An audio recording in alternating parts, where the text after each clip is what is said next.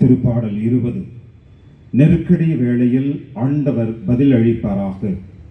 யாக்கோபின் கடவுளது பெயர் உம்மை பாதுகாப்பதாக. தூயகத்திலிருந்து அவர் உமக்கு உதவி அனுப்புவாராக. சீயோனிலிருந்து அவர் உமக்கு துணை செய்வாராக. உமது உணவு படையலை எல்லாம் அவர் நினைவில் கொள்வாராக. உமது எரிபலியை ஏற்றுக்கொள்வாராக. உமது மனம் விரும்புவதை அவர் உமக்கு தந்தருள்வாராக. உம் திட்டங்களை எல்லாம் நிறைவேற்றுவராக. உமது வெற்றியை குறித்து மகிழ்ச்சியில் ஆர்ப்பரிப்போமாக.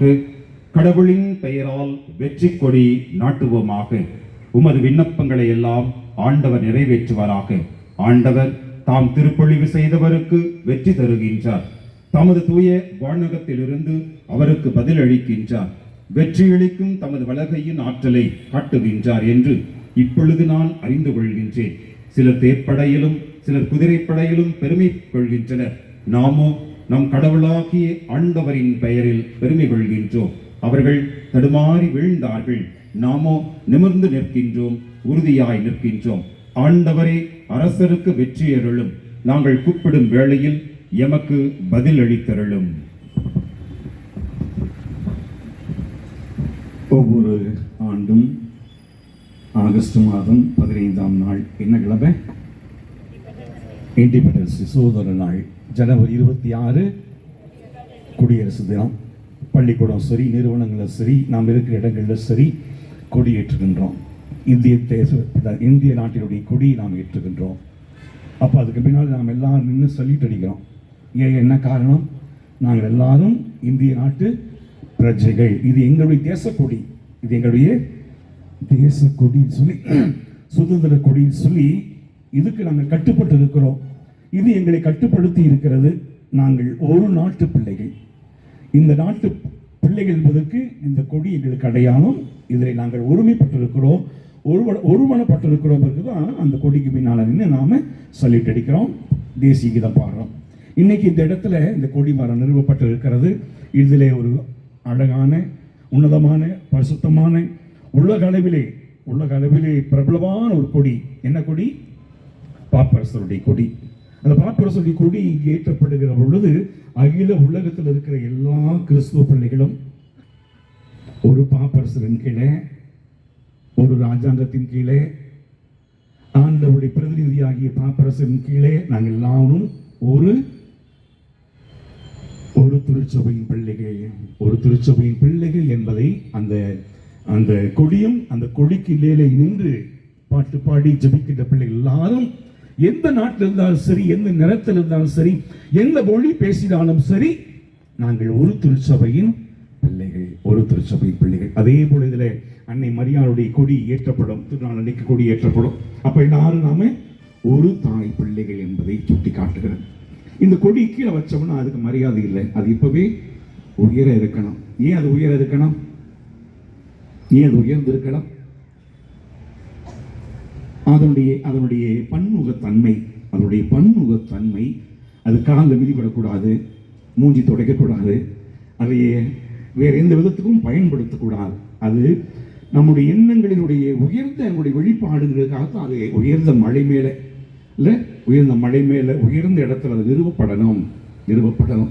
அது பார்ப்பதற்கு ஒரு துணியாக இருக்கலாம், ஆனால் அது சுட்டி காட்டக்கூடிய உண்மைகள் ஏராளம். அதில் பொறியப்பட்டிருக்கக்கூடிய அந்த திருரூபங்கள் புனிதர்களை சுட்டி காட்டுகிறது, புனிதருடைய அடையாளமாக இருக்கிறது. எனவேதான் அது உயர்ந்த ஏற்றப்பட வேண்டும். அது மட்டுமல்ல, வானகம் அவருடைய அரியணை, பூமி அவருடைய கால்மனை. நாம் எல்லாருமே யாத்திரை செய்து கொண்டிருக்கிறோம். நாம் எல்லாருமே பரதேசிகள், பரத்தை நோக்கி செல்லக்கூடிய, விண்ணகத்தை நோக்கி சொல்லக்கூடிய யாத்திரைகள் நாம. அப்போ நம்முடைய எண்ணம் எல்லாம் எப்பொழுதுமே வானத்தை நோக்கி இருக்கிறோம். இதெல்லாம் நம்முடைய வீடு, நாம் இருக்க வேண்டிய இடம். அவர் சொல்லியிருக்கார், நான் இருக்கிற இடத்துல நீங்க இருப்பீங்கன்னு சொல்லியிருக்கார். அப்போ நாம இதை உயர்ந்து பார்க்கிற பொழுது நம்முடைய எண்ணமெல்லாம், ஒரு நாள் நானும் அங்கே இருப்பேன், அவரோடு இருப்பேன், அவருடைய ஆட்சியிலே பங்கெடுப்பேன் என்ற எண்ணம் நமக்குள்ள வர வேண்டும் என்பதற்காகத்தான் இந்த கொடிமரம், அந்த கொடிமரத்தில் ஏற்றப்படக்கூடிய இந்த கொடிகள் நமக்கு சுட்டி காட்டுகிறது.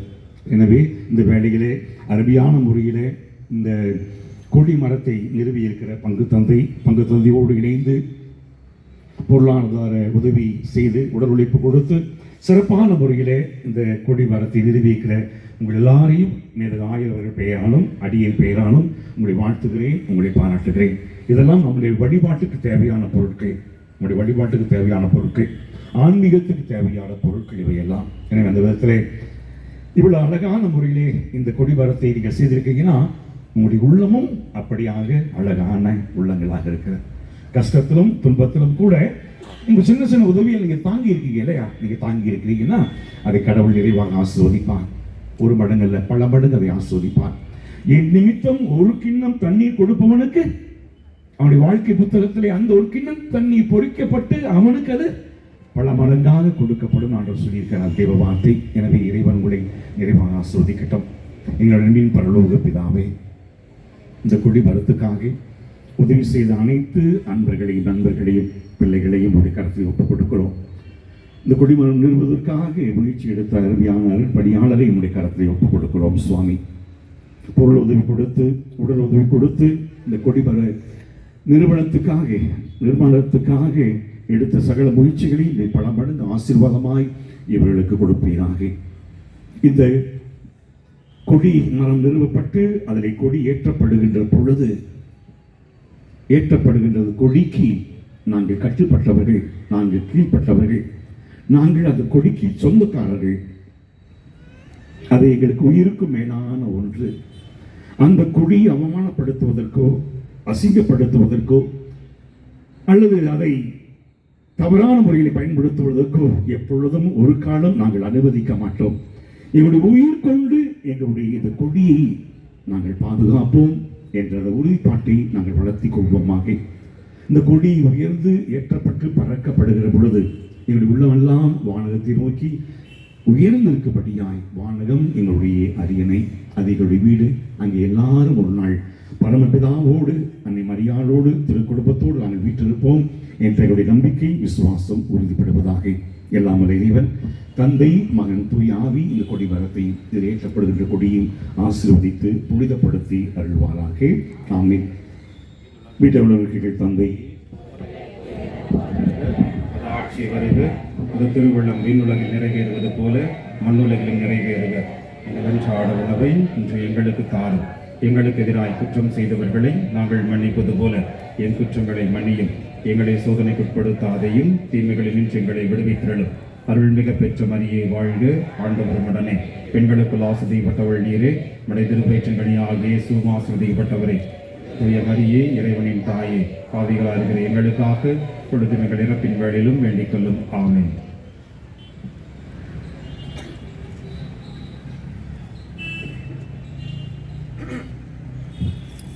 இப்பொழுது தந்தை அவர்கள் கொடி மரத்திலே கொடியேற்றுவார்கள். நாம் இந்த நேரத்திலே மகிழ்ச்சியை வெளிப்படுத்துகிறதுமாக நம்முடைய கரங்களை தட்டி நாம் ஆர்ப்பரிப்போம். ஒரு நிமிஷம் கொடி ஏற்றும்பொழுது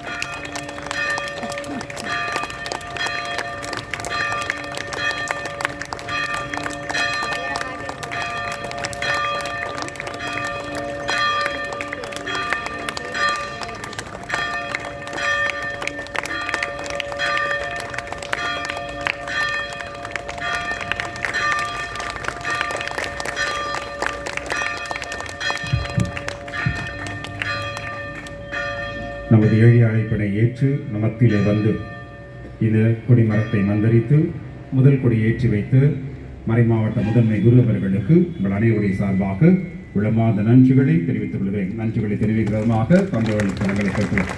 இந்நேரத்தில் நம்முடைய பங்கு பேரவையுடைய தலைவர் சார்ல்ஸ் அவர்கள் தந்தையவர்களுக்கு நமது மகிழ்வை நன்றி தெரிவிக்கிற விதமாக பொன்னாடை பொத்துவாங்க. அனைவருக்கும் காலை வணக்கங்கள். நமது விஜி ஃபாதருக்கு நமது பங்கு மிகவும் கடமைப்பட்டுள்ளது.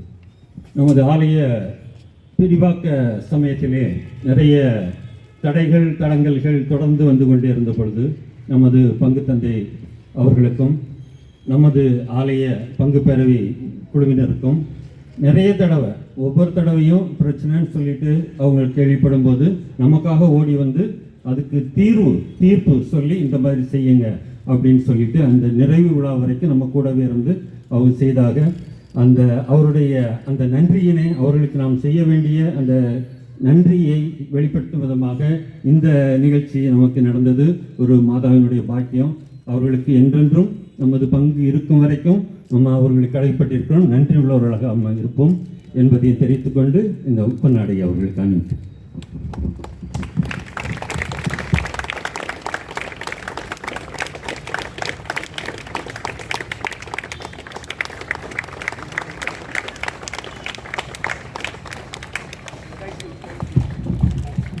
நன்றியால் துதி பாடு நம் இயேசுவை நாவாலே என்றும் பாடு. நன்றியால் துதி பாடு நம் இயேசுவை நாவாலே என்றும் பாடு. நல்லவர் வல்லவர் போதுமானவர் வார்த்தையில் உண்மையுள்ளவர். நல்லவர் வல்லவர் போதுமானவர் வார்த்தையில் உண்மையுள்ளவர். நன்றியால் துதி பாடு நம் இயேசுவை நாவாலே என்றும் பாடு. அன்பானவர்களே, இந்த அழகான நிகழ்விலே இத்தனை பேர் இவ்வளவு நேரம் நின்று பங்கெடுத்ததற்கு சார்பாக உளமாத நன்றிகளை தெரிவிக்கிறேன். நன்றி.